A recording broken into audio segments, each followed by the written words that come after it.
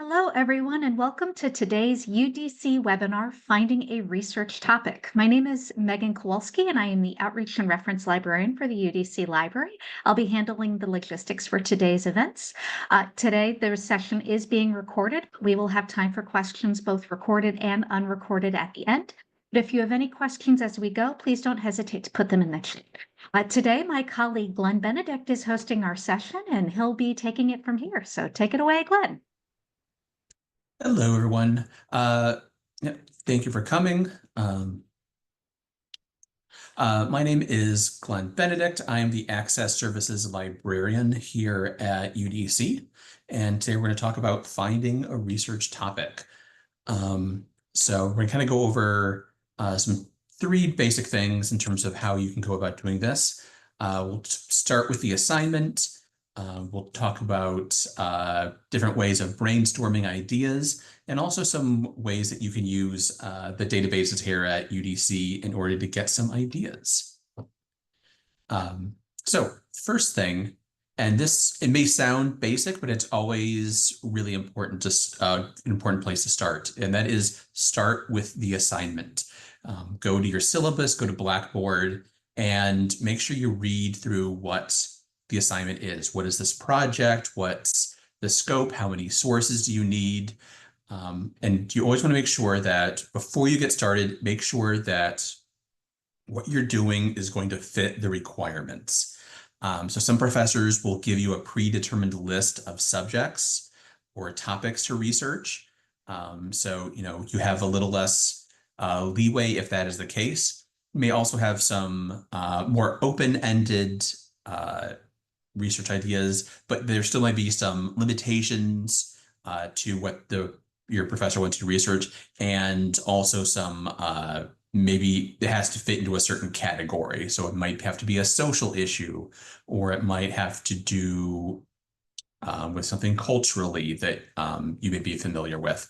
So always make sure that when you're sitting down to start an assignment, go back, again, read your syllabus, read the details for the assignment before you start, because that way that's going to save you a lot of time later on if you have to go back and change what you're researching because it doesn't necessarily line up with what your professor wants.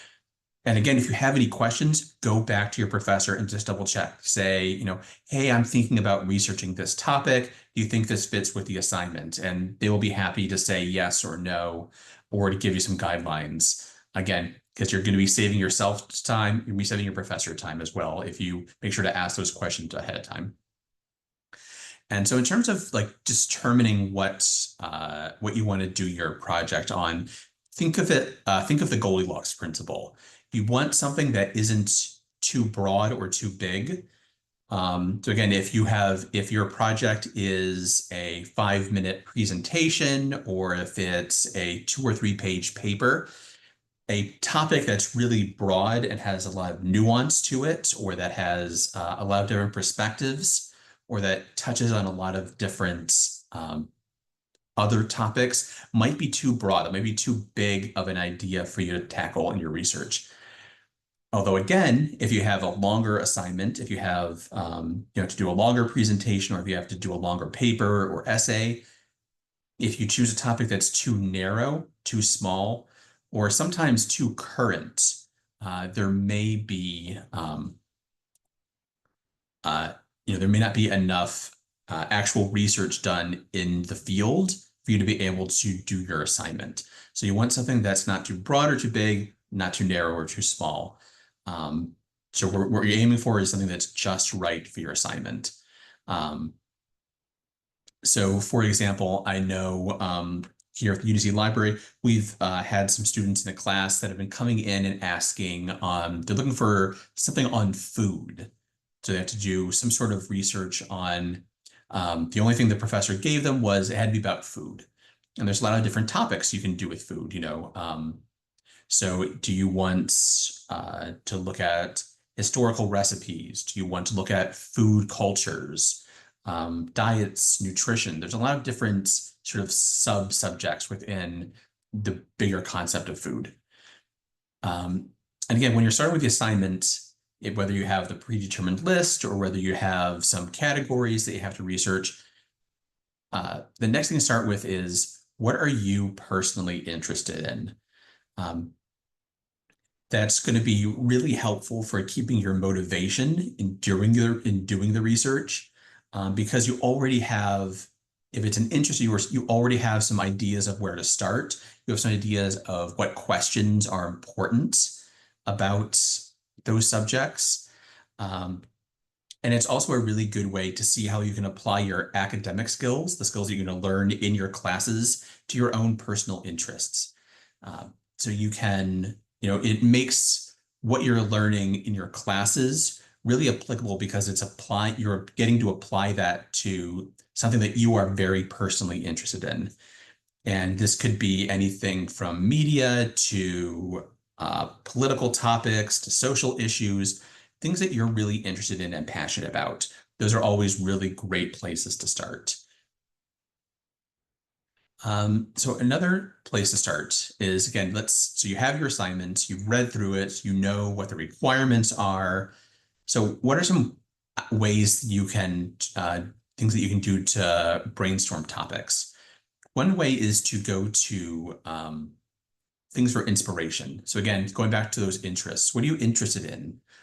Could be media, could be books, movies, games, things, what interests you about a particular story? Is it, what issues does it touch on, and how can you kind of use that as a springboard to think about bigger topics?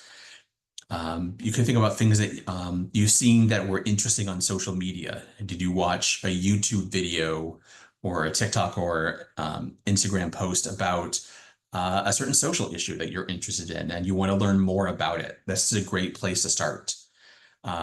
Do you have any bookmarks of web pages that you were interested in going back to later on? Or do you have Google alerts for certain keywords or subjects? Or if I'm sure most people have done this, Wikipedia. Go to Wikipedia, find a page that you're interested in, and then just keep, following the links in Wikipedia to other pages. It's a good way of sort of sparking, starting with an idea that you're interested in, and then branching out and seeing what else is connected to that idea. One method of doing this, similar to the Wikipedia method, is what's called mind mapping. There may be some other terms you've heard for a similar subject. And if you look at the picture we have here on the left, this is kind of an example of something you might want to do. I'd suggest, if you're going to do this, that you do it physically. Get a blank piece of paper, get a pen, plot yourself out 1 to 2 minutes. Start with your central idea. So in this case, the person started with sports. And from there, just free associate. Give yourself the time, write down anything that comes to mind. Doesn't matter how tangential you might think it is, but just, don't stop, don't censor yourself. Just whatever comes into mind, starting from your central topic, and then branch out. So if you see, we have sports. And so the first thing this person thought about was, okay, what kind of categories do we have? We have individual sports, we have aquatic sports, we have contact sports, we have team sports. And then from those subjects, they branched off into other things.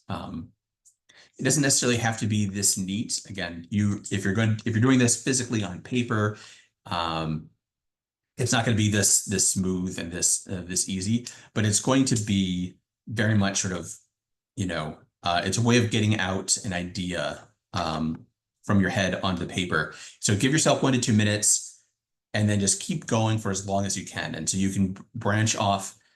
Like, let's say you go to golf, you branch off even more from golf, you go on to, fields, or tennis, you might branch off into equipment, because tennis rackets and tennis balls are very important in tennis. The courts are important. Then you might connect, courts from tennis to basketball, because they both, have courts, quote unquote. And so just, again, you're just starting, and you're just, whatever comes into mind, in terms of connections. And then when you're done, you can stop, look at this, And maybe your map doesn't look like this. Maybe you spent a lot of time thinking about contact sports. You had some broader ideas, but everything you thought of, went to contact sports, and then everything came out of that. Okay, that shows that that's something that you're interested in. That's something that your ideas are coming, right away. So that helps you break down sometimes a big concept. Like again, like going back to our previous example of food. Let's say you start with food, and then as you're going, you think, okay, nutrition, diet, culture, then maybe out of culture, you have like recipes. And then you can also connect recipes back to diet and nutrition. And maybe off of diet, you have, health concerns or cultural or religious reasons for dieting or weight loss or unhealthy diets. And so this, you can see that these are all ways of starting with a central, usually a broad idea, and then getting very narrow and specific and seeing how things connect in your mind. So that's just one way of sort of, clearing everything out of your mind and then just putting down on paper and then looking at what you've made and then finding spots where there's a lot of connections, or where you spent a lot of time focusing, and that helps you narrow down a topic more. So in addition to the Wikipedia, going through articles on Wikipedia or doing the mind mapping, another great way of sort of starting with a big idea and then seeing what else is in that idea is you can browse our UDC library databases. So there are two databases I really want to draw your attention to. You can find both of them at our A to Z resource guide. I have the URL right there under the title on this page. But if you go to the library webpage, if you just click the A to Z resource list, you'll see a yellow link, highlighted link that says for if you're getting started, some recommended databases. And these are both found under there. First one is Credo Reference.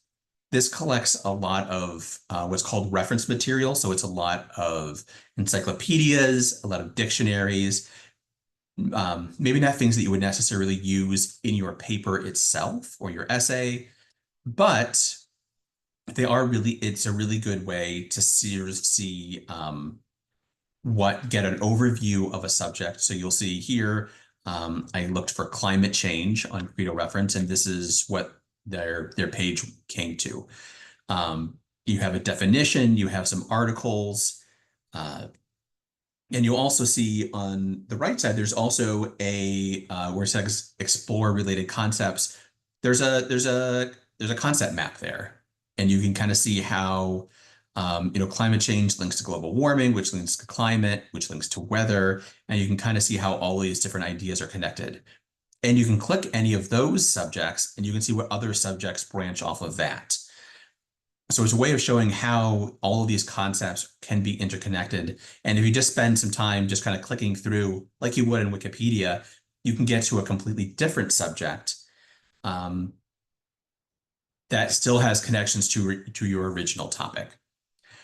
On the right side, we have opposing viewpoints and context. Opposing viewpoints and context collects a lot of different types of materials. So not just your reference sources like dictionaries and encyclopedia entries, but also academic journals, biographies, viewpoints or editorials, primary sources, audio, visual, statistics, all kinds of things. So this is a really great place to start doing your research. But again, they do also have connected, you can see how things are connected. And so let's say you're interested in doing something on climate change. If you go to opposing viewpoints and context, what you will find is a lot of different perspectives on a given topic.